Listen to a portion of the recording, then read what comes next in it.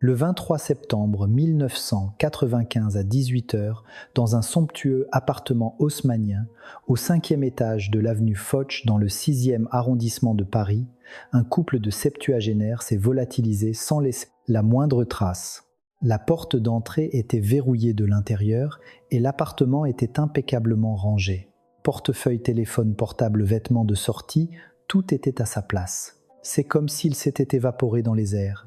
Le couple disparu s'appelait Pierre et Élise Dubois. À l'époque, Pierre avait 72 ans et Élise 70. Ils étaient de véritables magnats de l'immobilier parmi les plus riches de la capitale. Leur fortune à l'époque était estimée à plus de 80 millions de francs.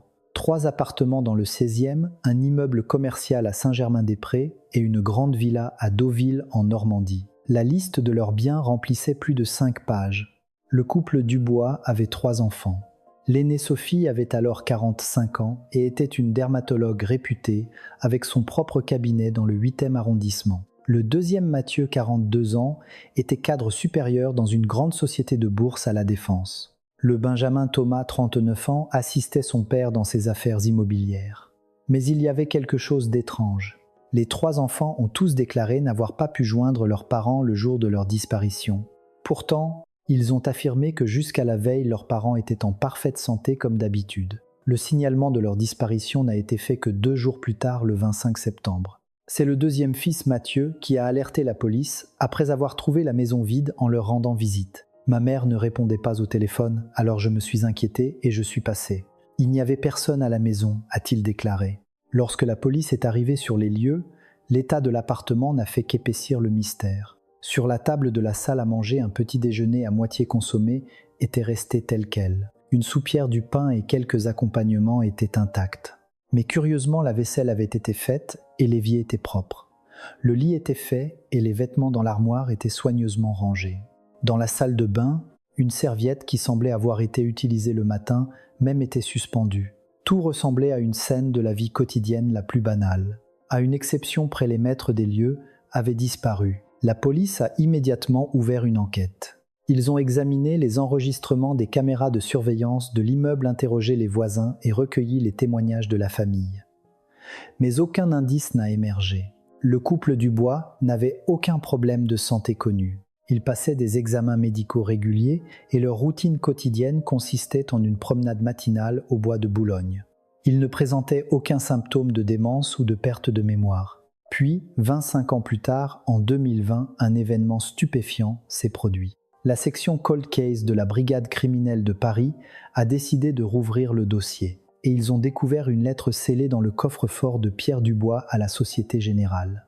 Sur l'enveloppe, il était écrit « Si je venais à mourir, remettez ceci à la police ».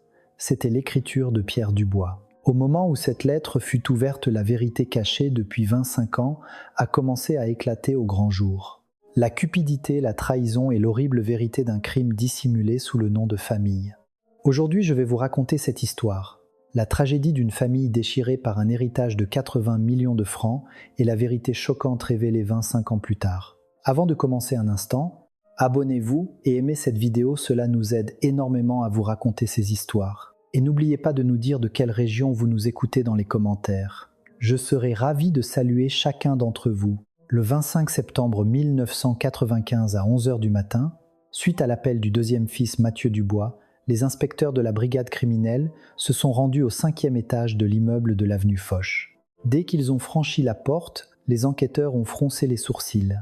L'appartement était d'un calme troublant. Sur le canapé du salon, un exemplaire du Figaro était plié et la télécommande de la télévision était soigneusement posée sur la table basse.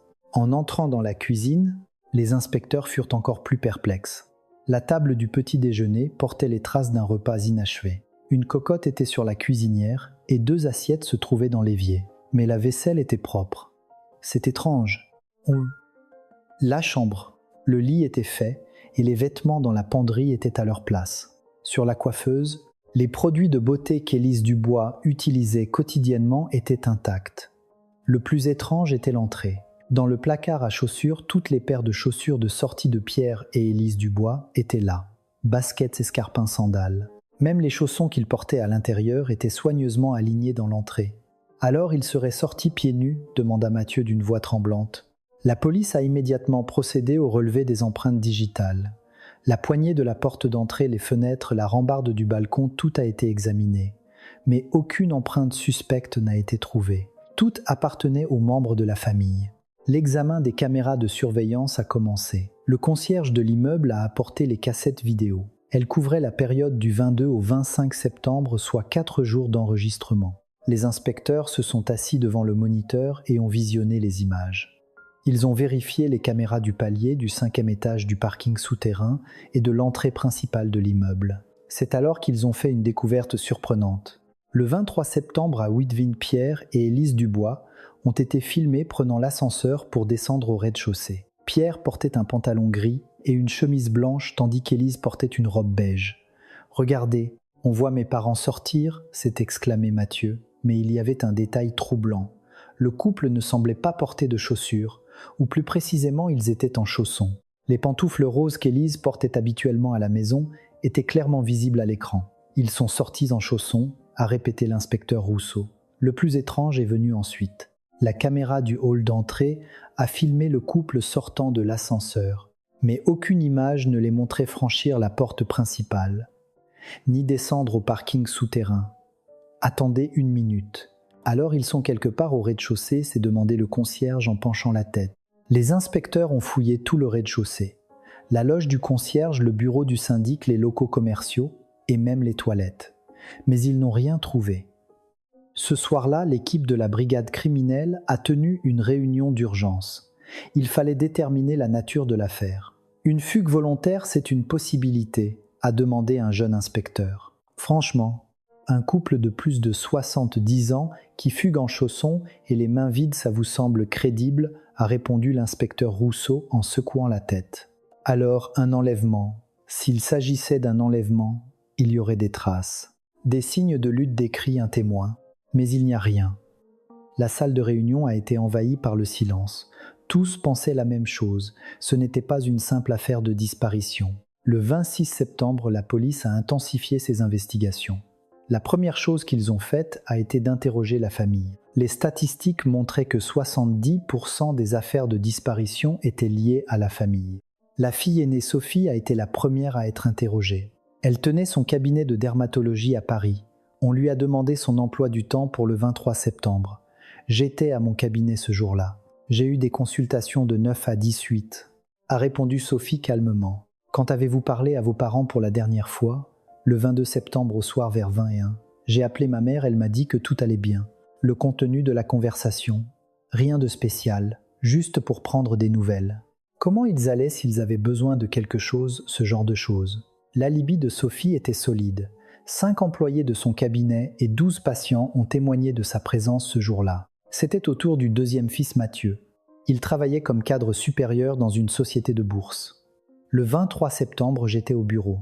J'avais une réunion très importante ce jour-là, a déclaré Mathieu. De quelle heure à quelle heure ? De 9h30 à 19. Vous pouvez vérifier les registres d'entrée de la tour. Quand avez-vous contacté vos parents ? J'ai appelé mon père le 22 septembre à l'heure du déjeuner. Je lui ai dit que je passerais les voir le week-end.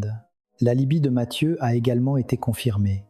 8 de ses collègues ont attesté de sa présence au bureau ce jour-là. Enfin, le fils cadet Thomas a été interrogé. Il assistait son père dans ses affaires immobilières. Le 23 septembre, j'étais en déplacement à Marseille. Pour une signature immobilière, a-t-il affirmé. Avez-vous une preuve de ce déplacement ? Oui, j'ai la facture de mon hôtel à Marseille. J'y ai séjourné 2 nuits du 22 au 24 septembre. La police a contacté l'hôtel à Marseille pour vérifier la déclaration de Thomas.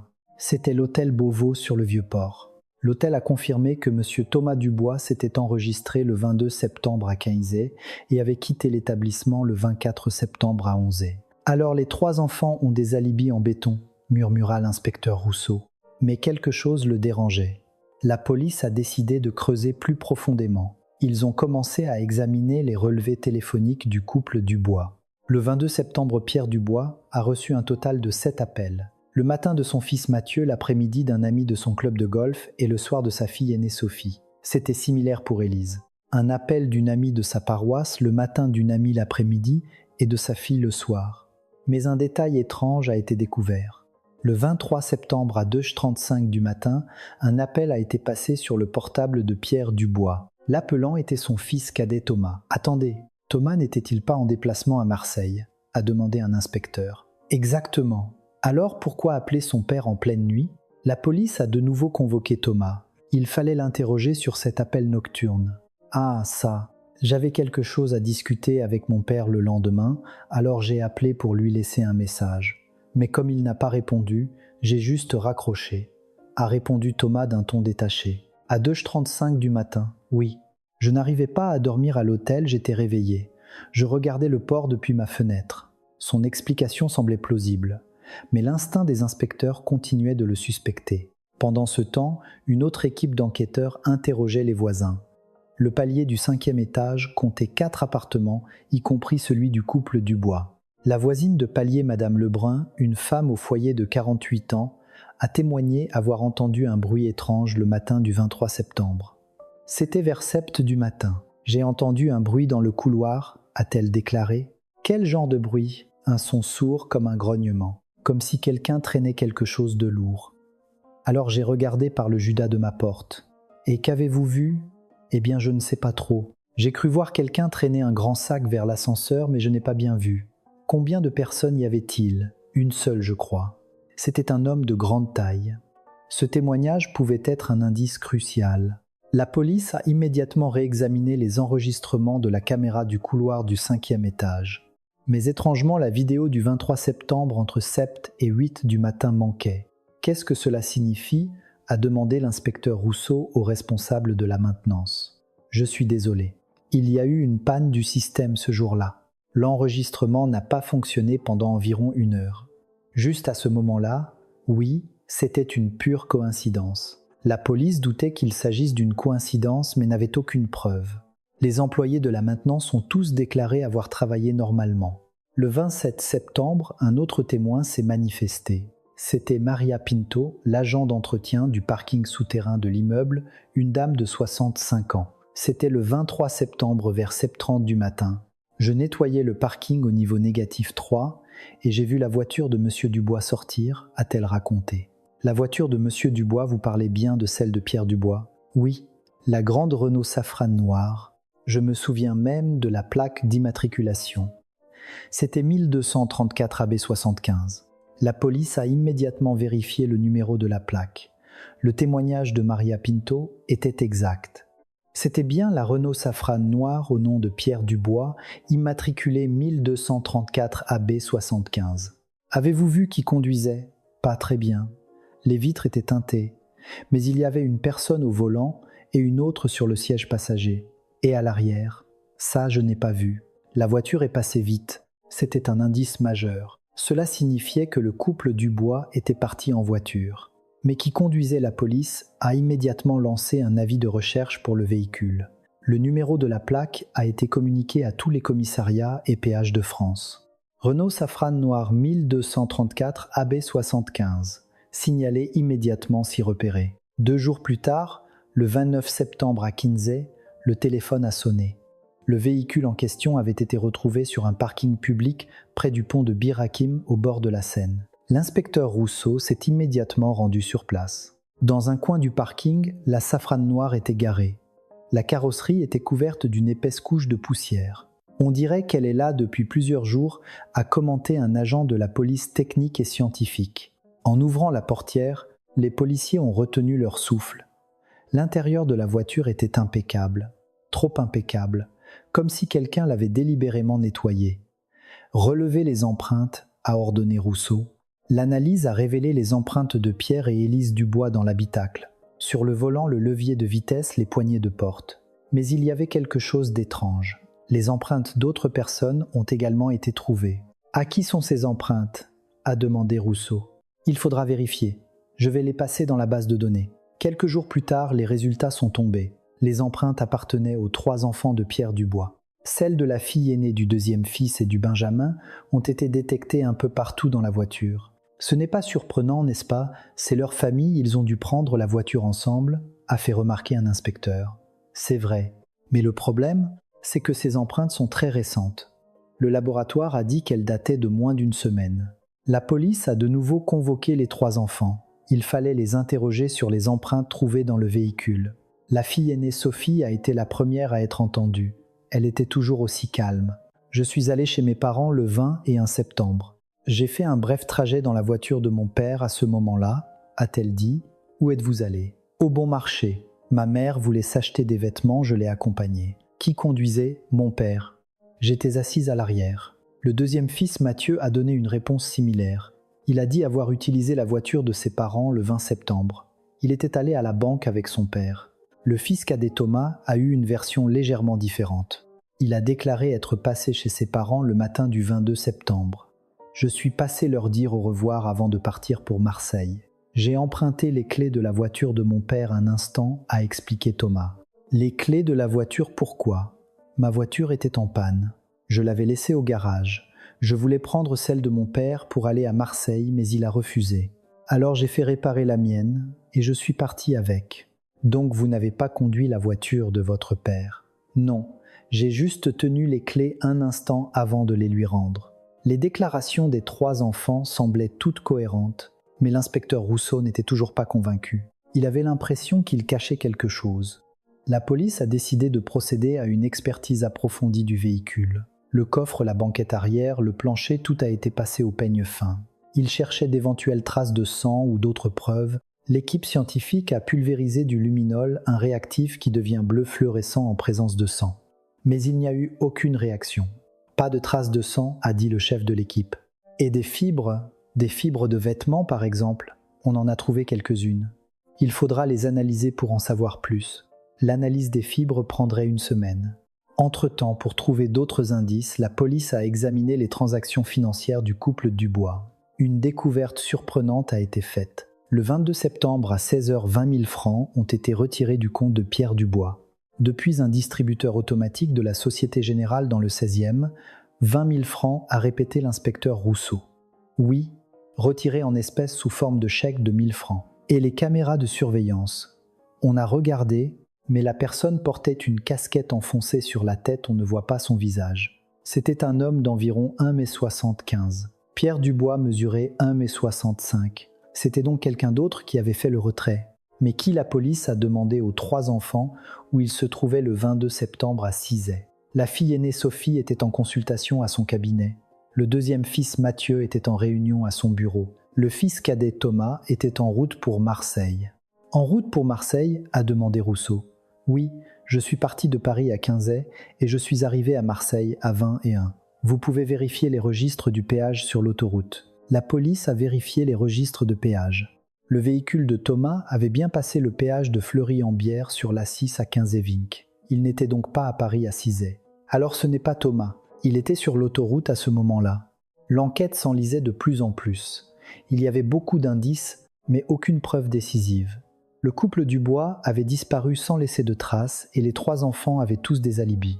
En octobre, l'affaire a fait la une des journaux. Le mystère de la disparition des millionnaires du 16e. Les journalistes campaient devant l'immeuble. Les 3 enfants ont tenu une conférence de presse. En larmes, ils ont appelé au retour de leurs parents. « Papa, maman, où êtes-vous, s'il vous plaît, revenez » a sangloté la fille aînée Sophie. « Papa, maman, nous avons eu tort. S'il vous plaît, donnez-nous un signe de vie » a ajouté Mathieu. Le fils cadet Thomas était resté silencieux, la tête baissée. À chaque flash d'appareil photo, son visage paraissait plus pâle. En novembre, l'enquête a été de fait suspendue. Il n'y avait plus rien à investiguer. La police a inscrit Pierre et Élise Dubois sur la liste des personnes disparues et a classé l'affaire comme non élucidée. Les 3 enfants ont demandé au tribunal une déclaration d'absence. Si leurs parents ne revenaient pas, il fallait entamer la procédure de succession.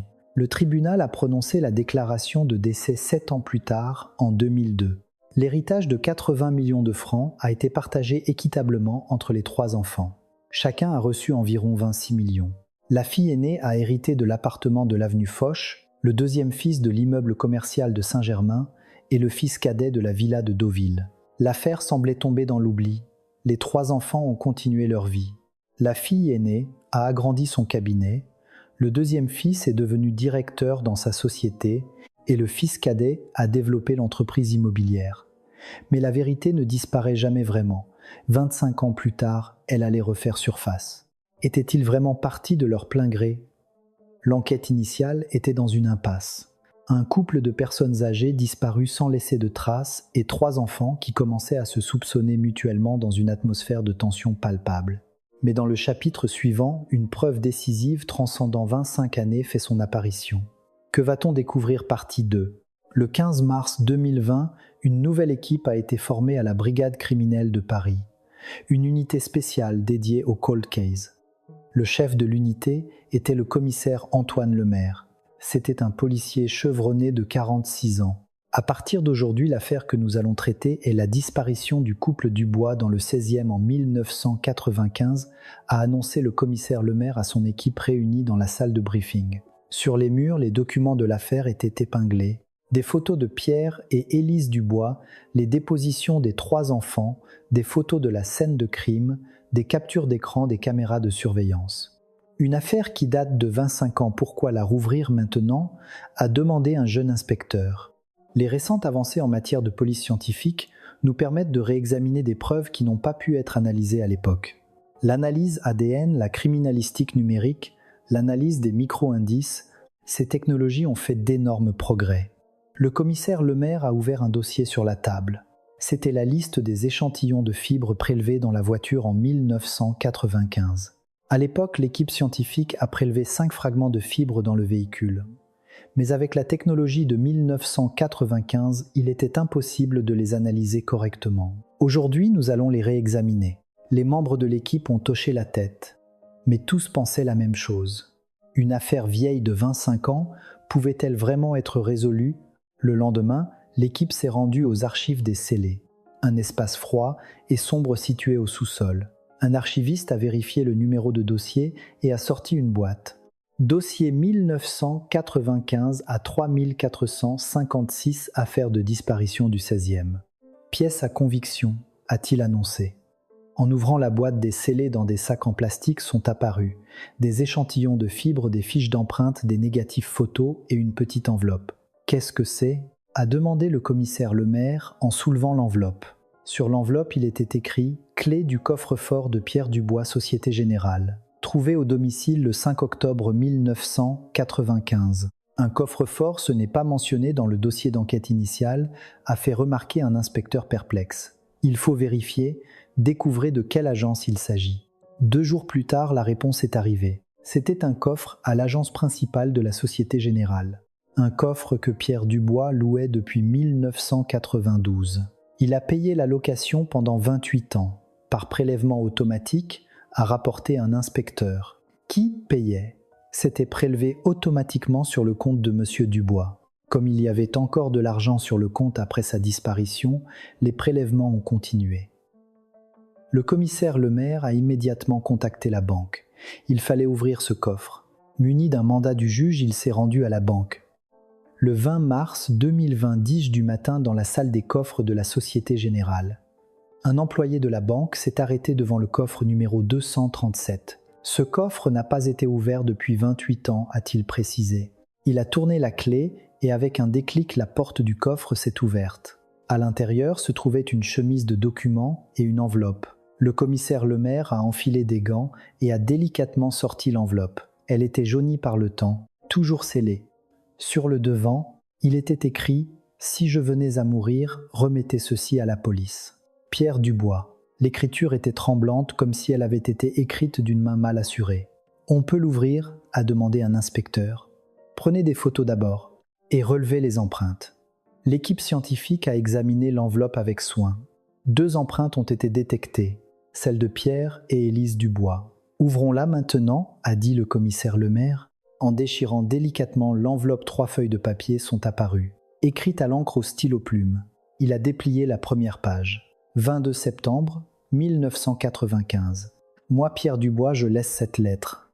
Si je devais disparaître soudainement ou mourir dans des circonstances suspectes, je vous demande de remettre impérativement cette lettre à la police. Un silence de plomb s'est abattu sur la salle de réunion. Tout le monde retenait son souffle en écoutant le commissaire Lemaire lire la lettre. Récemment, j'ai remarqué le comportement étrange de nos enfants. Ils tiennent des réunions secrètes, enquêtent discrètement sur la liste de mes biens et ont même consulté un avocat. Ils ont appris mon intention de léguer une partie de ma fortune à des œuvres de charité et sont furieux. C'est Thomas le plus jeune qui s'y oppose le plus violemment. Il m'a crié dessus, disant que l'argent que j'ai gagné appartient à mes enfants. J'ai peur que mes propres enfants me fassent du mal. Ma femme partage la même inquiétude. Si quelque chose devait nous arriver, j'espère que cette lettre aidera à révéler la vérité. La lettre se terminait là. Pierre Dubois avait pressenti sa propre mort. C'est une preuve accablante, s'est exclamé un inspecteur avec enthousiasme. Pas encore. La lettre seule ne suffit pas. Nous avons besoin de preuves matérielles, a tempéré le commissaire Lemaire.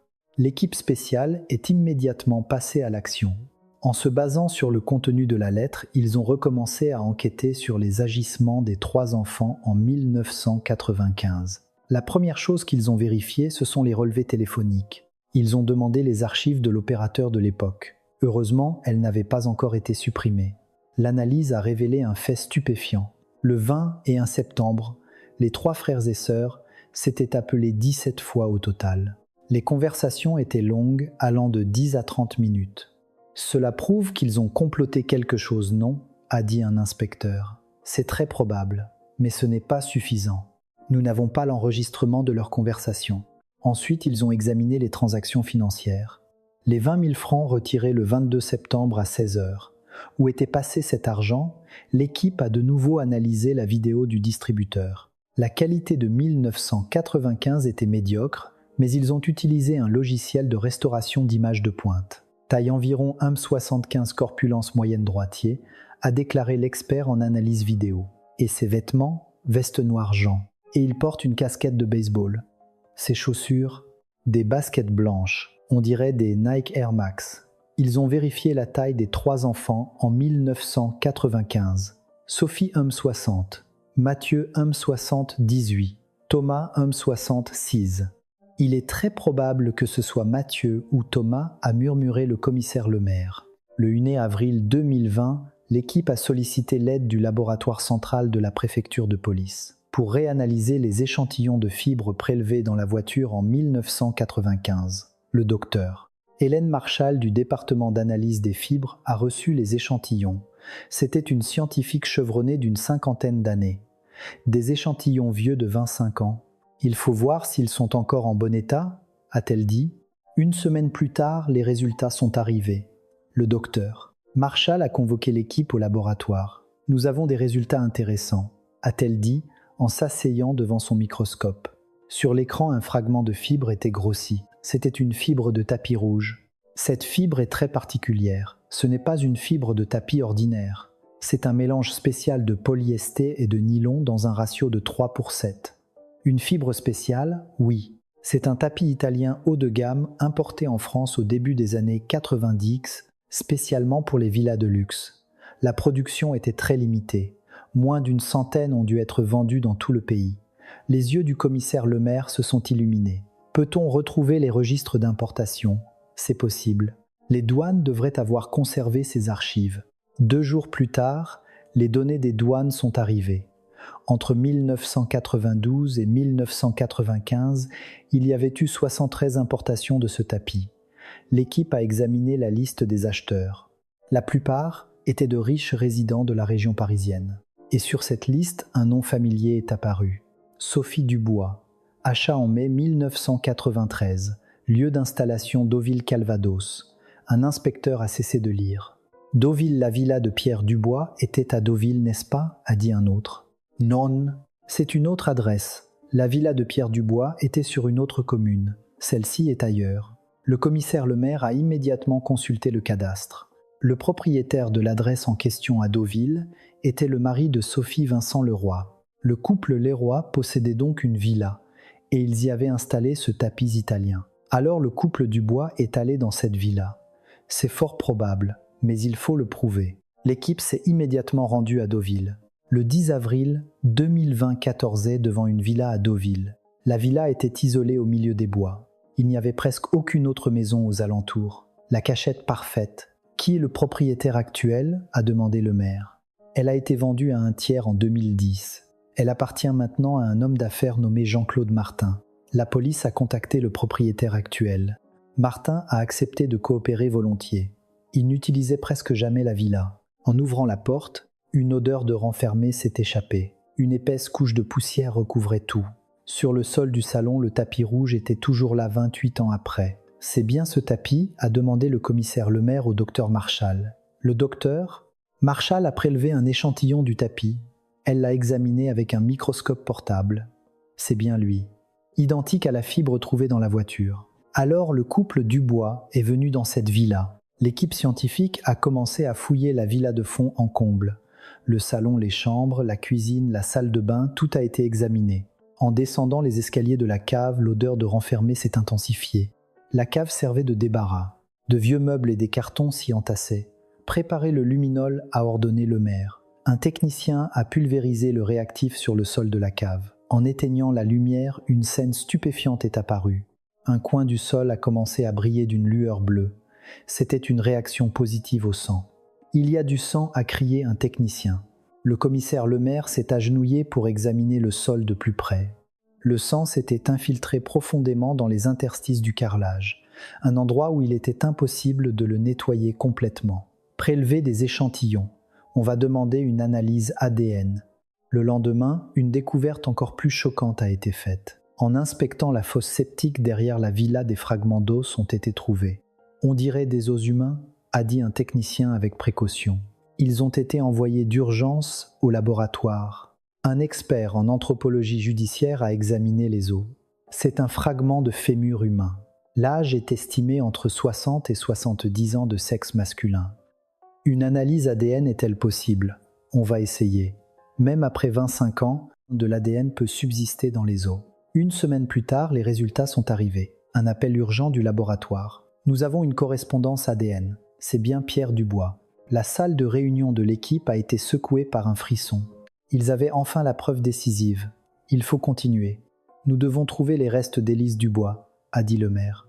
Toute la propriété a été fouillée méticuleusement. La fosse septique a été entièrement vidée, le jardin a été excavé.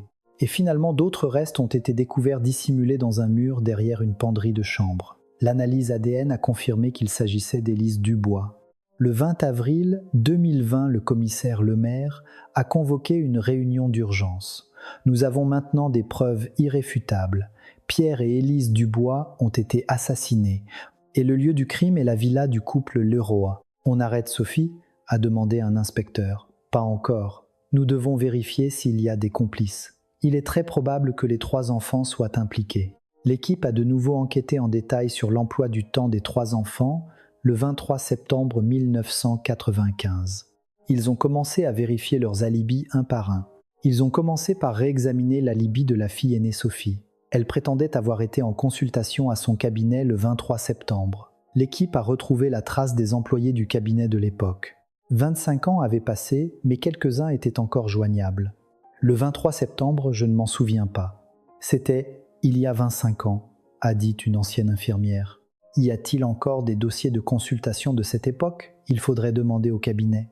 Je ne me souviens vraiment pas. Ils ont demandé les dossiers de consultation au cabinet. Heureusement, ils étaient archivés numériquement. C'est étrange, a murmuré Lemaire en regardant les dossiers. Quoi donc ? Le 23 septembre, le nombre de patients est réduit de moitié. D'habitude, elle voyait une vingtaine de patients par jour, mais ce jour-là, il n'y en a que 9. Le docteur. Dubois et peut être sorti ou parti plus tôt. L'équipe a retrouvé la trace des patients de l'époque. 6 des 9 ont pu être contactés. Nous avons une trace de votre consultation du 23 septembre, a demandé un inspecteur à un patient. Ah, ce jour-là, en fait, je n'ai pas pu consulter. Le cabinet était fermé. Vraiment, mais votre consultation est enregistrée. Je ne sais pas. J'y suis retourné le lendemain. Le dossier a peut être été mal enregistré. D'autres patients ont donné des témoignages similaires. Le cabinet était fermé ou le médecin absent le 23 septembre. L'alibi de Sophie était faux, a rapporté un inspecteur. Ils ont ensuite réexaminé l'alibi du deuxième fils Mathieu. Il prétendait avoir eu une réunion importante à son bureau. Ils ont demandé les registres de présence de son entreprise à l'époque. Étonnamment, le 23 septembre, Mathieu était enregistré comme ayant pris un jour de congé. Un jour de congé, mais il a déclaré être au bureau, a rétorqué Lemaire. Ils ont vérifié auprès de ses collègues de l'époque. La plupart ne s'en souvenaient pas, mais l'un d'eux a témoigné. « Ah, monsieur Dubois, Il n'était pas là ce jour-là. Je me souviens qu'il avait pris un congé pour raisons personnelles. Vous êtes sûr ? Oui, c'est moi qui ai mené la réunion qu'il devait diriger ce jour-là. C'est pour ça que je m'en souviens. L'alibi de Mathieu était également faux. Enfin, ils ont vérifié l'alibi du fils cadet Thomas. Il prétendait être en déplacement à Marseille. Ils ont recontacté l'hôtel Beauvau à Marseille et ont demandé les registres de séjour de 1995. Le registre existe encore. Messieurs, Thomas Dubois s'est enregistré le 22 et a quitté l'hôtel le 24, a confirmé un employé. Y a-t-il une trace de ses sorties ? Nous ne suivons pas cela. Nous n'avons que les enregistrements d'utilisation de la carte clé de la chambre. Pouvez-vous nous envoyer ces enregistrements ? Les enregistrements d'utilisation de la carte clé sont arrivés. Thomas s'était enregistré le 22 à 15h et avait quitté l'hôtel le 24 à 11h. Mais il y avait une anomalie. Après être sorti de sa chambre, le 22 septembre à 18h, il n'y avait aucune trace d'utilisation de la carte clé jusqu'au 23 septembre à 17h, le lendemain. Cela signifie qu'il n'est pas rentré dans sa chambre pendant 23 heures, a noté le maire. C'est assez de temps pour faire l'aller-retour entre Marseille et Paris. Vérifiez à nouveau les registres de péage. Les registres de péage ont été analysés en détail. La voiture de Thomas était bien passée au péage près de Paris le 22 septembre. Mais une analyse plus poussée a révélé un autre passage au péage de Lançon-Provence près de Marseille le 23 septembre à 1h du matin. Le même numéro de plaque. Il a quitté Marseille à 1h du matin. Il a dû arriver à Paris vers 7h du matin. Et le 23 septembre à 14h, il est de nouveau passé par ce même péage en direction de Marseille. Il venait de Paris. Thomas avait fait l'aller-retour entre Marseille et Paris pour se forger un alibi. Les alibis des 3 enfants étaient faux. Ils ont agi de concert, a déclaré le maire d'un ton ferme. Le 25 avril 2020, la préfecture de police de Paris a tenu une conférence de presse d'urgence. La vérité sur l'affaire de la disparition du couple Dubois de 1995 a été révélée. Pierre et Élise Dubois n'ont pas disparu, ils ont été assassinés. Les journalistes étaient en ébullition. Les flashs crépitaient. Qui sont les suspects ? Les 3 enfants sont tous considérés comme suspects. Des mandats d'arrêt seront bientôt demandés.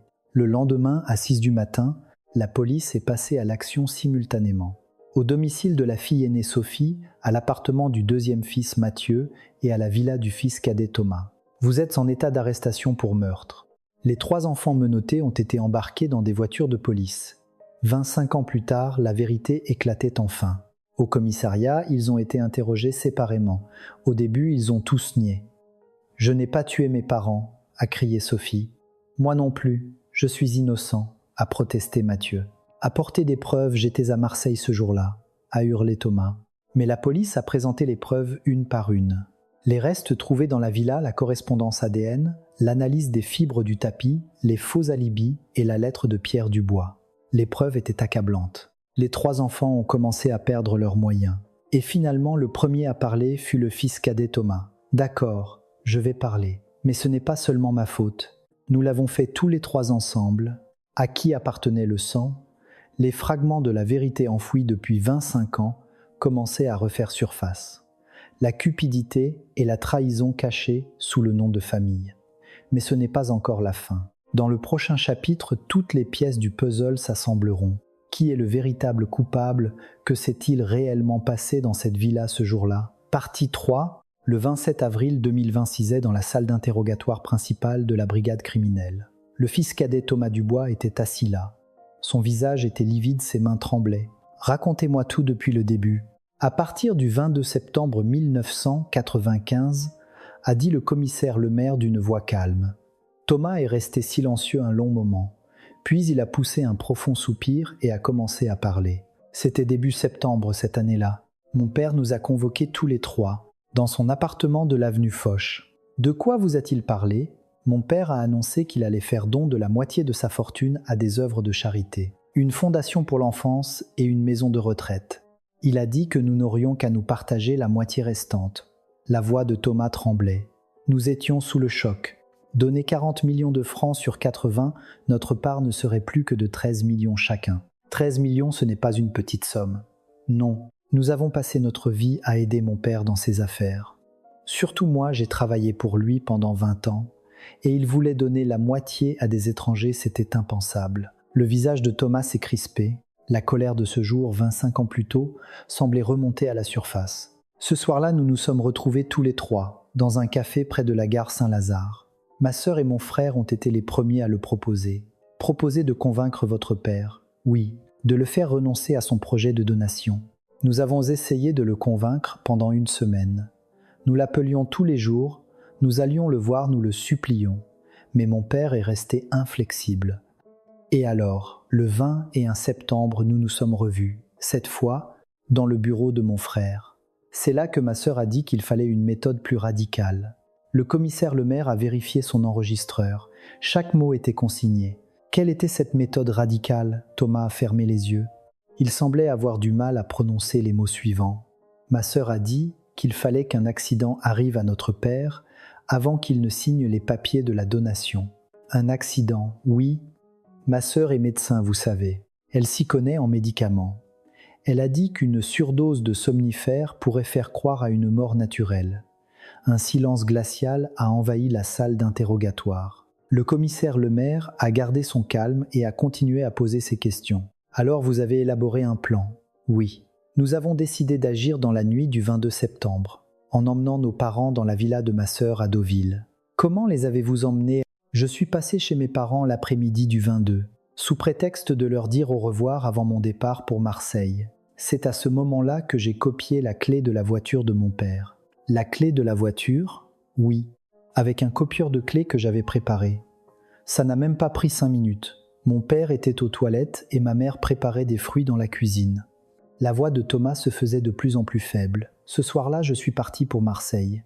Je me suis enregistré à l'hôtel pour me créer un alibi. Mais à 23, je suis reparti pour Paris. Pourquoi le plan avait changé? Mon frère a appelé, il a dit qu'il n'arriverait pas à gérer nos 2 parents tout seul. Il m'a demandé de l'aide. Alors vous êtes revenu à Paris? Oui, je suis arrivé à Paris à 3h du matin. J'ai retrouvé mon frère sur un parking près de l'appartement. Le commissaire Lemaire prenait des notes en demandant. Et ensuite, vers 4h du matin, nous sommes allés au parking souterrain de l'immeuble de mes parents. Nous avons ouvert la voiture de mon père avec la clé copiée. Et mon frère a pris le volant, je me suis assis sur le siège passager. Nous avons roulé jusqu'à la villa. Le trajet a duré environ 1h30. Où étaient vos parents? Thomas n'a pas pu répondre. Ses lèvres tremblaient. Répondez. Où étaient vos parents? Dans le coffre. L'atmosphère dans la pièce est devenue pesante. Le commissaire Lemaire a réprimé sa colère et a continué son interrogatoire. Dans le coffre? Alors vos parents étaient déjà? Non, ils étaient vivants à ce moment-là, s'est empressé de dire Thomas. Expliquez-vous, ma sœur leur avait donné du lait avec des somnifères, le 22 au soir vers 23h. Mes parents se sont endormis profondément très vite. Et alors, ma sœur et mon beau-frère ont mis nos parents dans la voiture, pendant la panne de la caméra de surveillance du couloir, entre 1 et 2 du matin. C'était prévu aussi. Oui, mon beau-frère a donné de l'argent à un employé de la maintenance, pour qu'il coupe délibérément la caméra. Le commissaire Lemaire a secoué la tête. C'était un crime planifié avec une minutie effrayante. Continuez. Nous sommes arrivés à la villa de Deauville à 6h du matin. Ma sœur et mon beau-frère étaient déjà là. L'état de vos parents. Ils dormaient toujours profondément. Nous les avons transportés à l'intérieur de la villa. Qu'est-il arrivé ensuite? Thomas a baissé la tête. Il ne semblait plus vouloir parler. Parler. Que s'est-il passé dans la villa? L'a pressé Lemaire. Thomas a pris son verre d'eau d'une main tremblante. Ce n'est qu'après un long moment qu'il a repris la parole. Mon père s'est réveillé, vers 9h du matin. Sa réaction? Il était choqué, bien sûr. Il a crié demandant où il était, en nous voyant tous les 4 autour de lui. Qui a expliqué la situation? Ma sœur. Elle lui a dit calmement que s'il annulait son projet de donation, nous le ramènerions à la maison. La réaction de votre père? Il s'est mis en colère. Il a dit que c'était de la folie et a exigé qu'on le détache immédiatement. Ma mère s'est aussi réveillée et a commencé à pleurer. Des larmes coulaient des yeux de Thomas. Nous avons essayé de convaincre mon père pendant 6 heures. Nous l'avons supplié, menacé. Nous avons pleuré. Mais mon père a refusé jusqu'au bout. Et alors, vers 15h, mon père a dit « J'ai compris maintenant. Vous n'êtes pas mes enfants. Je vais appeler la police immédiatement. » Thomas a commencé à sangloter. C'est à ce moment-là que mon frère a soudainement commencé à étrangler mon père. Quoi? J'ai été choqué moi aussi. Ce n'était pas dans le plan. Mon frère étranglait mon père comme un fou. Mon père suffoquait. Et vous, qu'avez-vous fait? J'étais pétrifié. Je n'ai rien pu faire. Je suis resté là, à regarder. Et ensuite, ma sœur a crié d'arrêter de ne pas le tuer, mais mon frère n'a pas cessé. Le silence est retombé dans la salle. Le commissaire Lemaire a pris une profonde inspiration et a demandé « Alors votre père est mort, vers 15h30. Et votre mère ?» Thomas n'a pas pu répondre. Ses larmes ne s'arrêtaient plus. « Répondez. Qu'est-il arrivé à votre mère, ma mère ?» En voyant mon père mourir, elle a eu une crise cardiaque. Ma sœur, qui est infirmière de formation, a tenté une réanimation, mais c'était inutile. Alors votre mère est morte de cause naturelle. Oui, mais c'est le choc de nous voir tuer notre père qui l'a tué. C'est donc comme si nous l'avions tué aussi. Le commissaire Lemaire a brièvement arrêté l'enregistrement. C'était un témoignage d'une horreur absolue.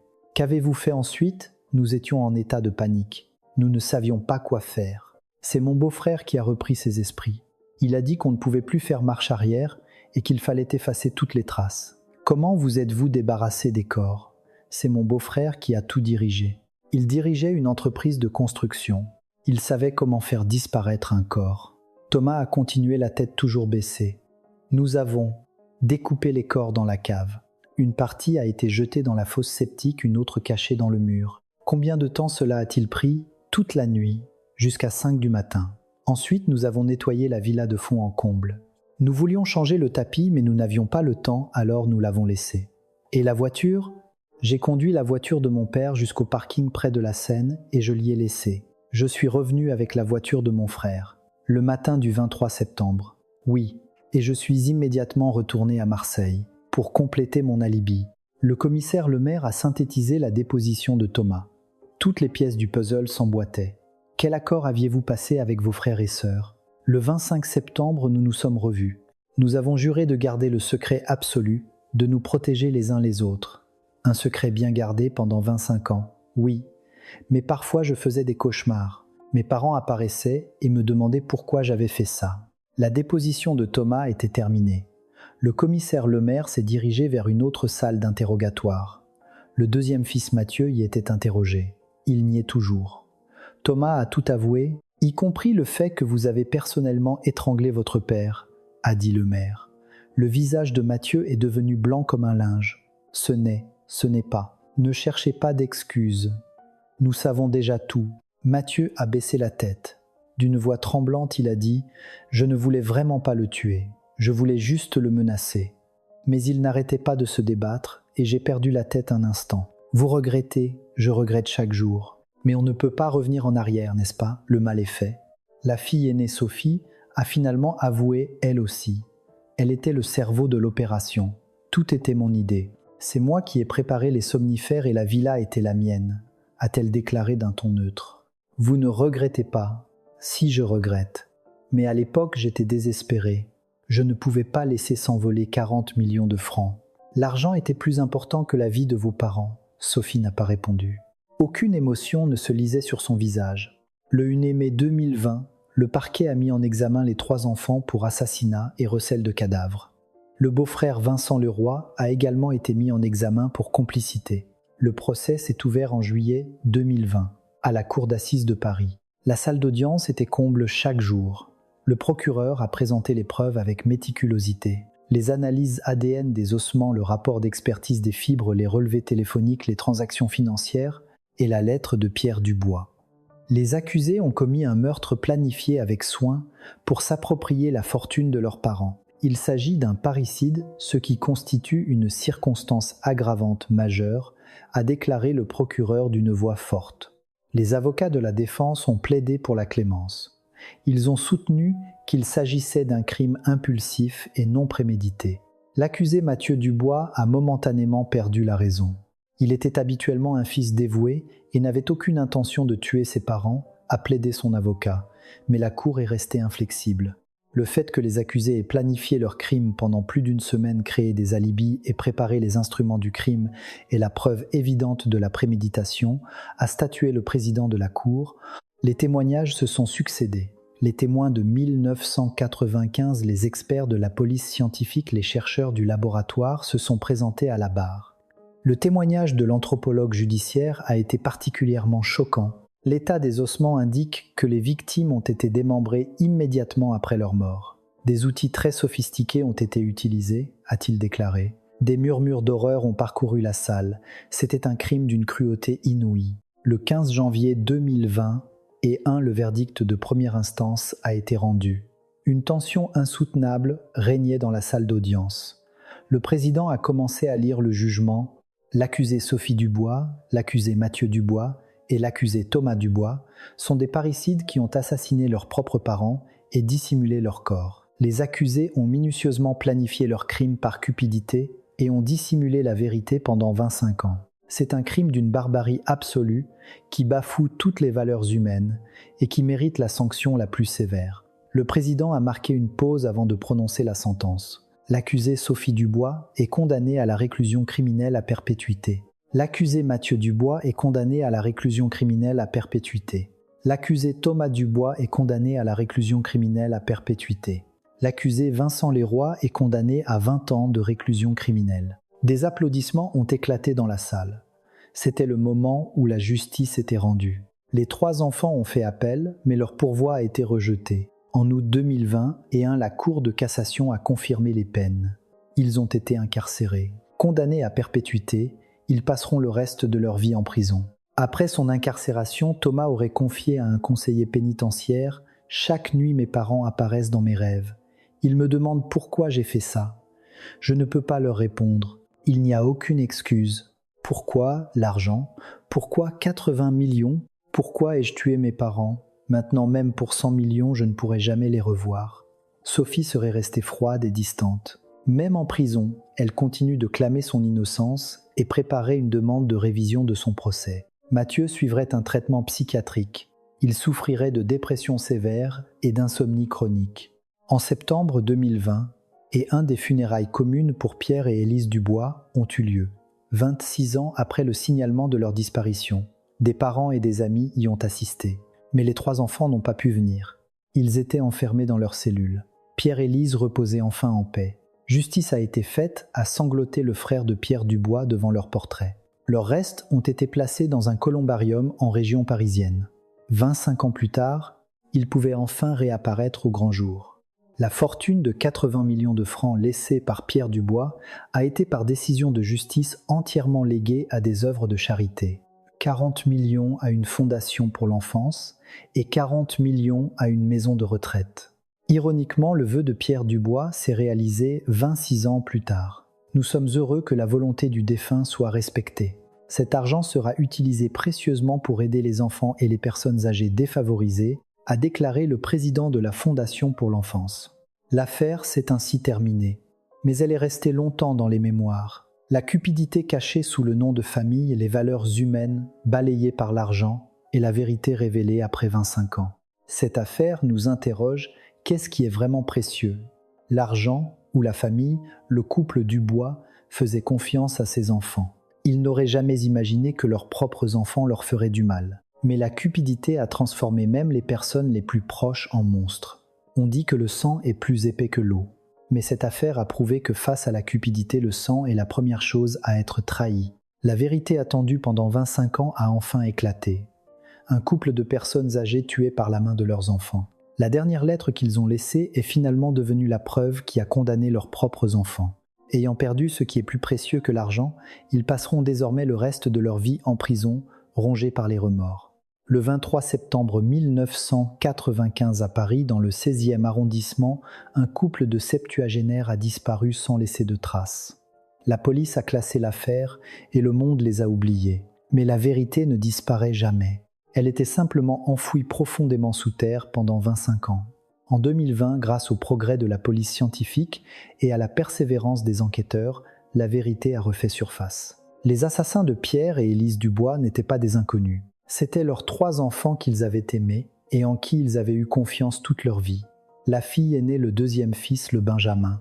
Ils ont assassiné leurs parents pour s'emparer de leur héritage de 80 millions de francs. Ils ont planifié leur crime, avec soin l'ont exécuté avec cruauté et l'ont dissimulé parfaitement pendant 25 ans. Mais aussi parfait soit-il, un crime finit toujours par être découvert. La lettre laissée par Pierre Dubois, les restes trouvés dans la villa, les alibis qui se sont révélés faux, tout a pointé du doigt la vérité.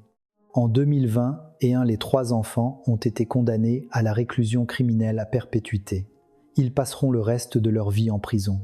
Ils ont tué leurs parents pour de l'argent, mais au final, ils n'auront pas dépensé un seul centime de cet argent et sont enfermés dans une cellule froide. Cette affaire nous amène à réfléchir. Qu'est-ce que la famille ? Le simple fait de partager le même sang fait-il de nous une vraie famille ? Le couple Dubois a élevé ses 3 enfants et s'est consacré à eux toute sa vie. Il leur a offert une bonne éducation, les a aidés à démarrer dans la vie, leur a même acheté des maisons. Ils ont fait tout ce qu'un parent pouvait faire. Mais leurs enfants ont trahi leur bonté. Lorsque leurs parents ont voulu faire don de la moitié de leur fortune à des œuvres de charité, ils se sont mis en colère, parce que leur part diminuait. Pour eux, leurs parents n'étaient pas des objets d'amour. Ils n'étaient qu'un moyen d'hériter d'une fortune. L'argent est une chose terrible. Il peut changer les gens, détruire les relations et même pousser au meurtre. Sophie, Mathieu, Thomas, c'étaient des gens ordinaires. Des gens qui avaient réussi dans la société en tant que médecins, cadres, entrepreneurs. Mais face à la cupidité, ils sont devenus des monstres. Ils ont étranglé leur père, démembré les corps et ont vécu dans le mensonge pendant 25 ans. À quoi pensent-ils maintenant ? Dans leur cellule, ils doivent revoir le visage de leurs parents chaque nuit. Ils doivent regretter encore et encore. Mais il est trop tard. Ils ont franchi un point de non-retour.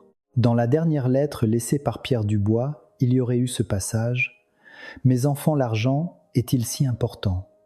Pardonnez à votre père de ne pas avoir su vous donner assez d'amour. Mais s'il vous plaît, vivez comme des êtres humains.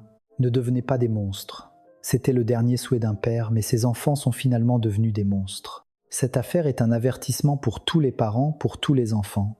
Les parents ne doivent pas voir leurs enfants uniquement comme des héritiers. Ils doivent leur enseigner le véritable amour et les vraies valeurs. Les enfants ne doivent pas voir leurs parents comme des distributeurs automatiques de billets. Eux aussi ont le droit d'être respectés en tant qu'êtres humains. La famille n'est pas une relation basée sur l'argent. C'est une relation basée sur l'amour et la confiance. Lorsque cet amour et cette confiance s'effondrent, la famille n'est plus une famille. Ce ne sont que des étrangers qui partagent le même sang. Pierre et Élise Dubois reposent désormais en paix. Après 25 ans d'errance, ils ont trouvé le repos éternel. Leur fortune, comme ils le souhaitaient, a été léguée à une fondation pour l'enfance et à une maison de retraite. L'argent donne de l'espoir aux enfants pauvres et du réconfort aux personnes âgées seules. Ironiquement, l'argent que leurs enfants convoitaient est finalement retourné à la société. Conformément aux vœux de Pierre Dubois, qu'avez-vous ressenti en écoutant cette histoire ? Vous a-t-elle fait réfléchir au sens de la famille ? Si vous n'avez pas appelé vos parents depuis longtemps, pourquoi ne pas le faire aujourd'hui ? J'espère que nous n'oublierons jamais ce qui est plus précieux que l'argent. Partagez vos pensées dans les commentaires. Je suis curieux de savoir ce que vous pensez de cette affaire et ce que signifie la famille pour vous. Merci infiniment d'avoir écouté cette longue histoire jusqu'au bout. L'abonnement et le j'aime sont une grande source de motivation pour vous proposer de meilleures histoires. Si vous n'êtes pas encore abonné, n'hésitez pas à le faire maintenant. Et activez les notifications pour être le premier à découvrir nos nouvelles histoires. À bientôt pour une prochaine histoire. Je vous souhaite à tous de passer des moments heureux avec vos proches. Au revoir.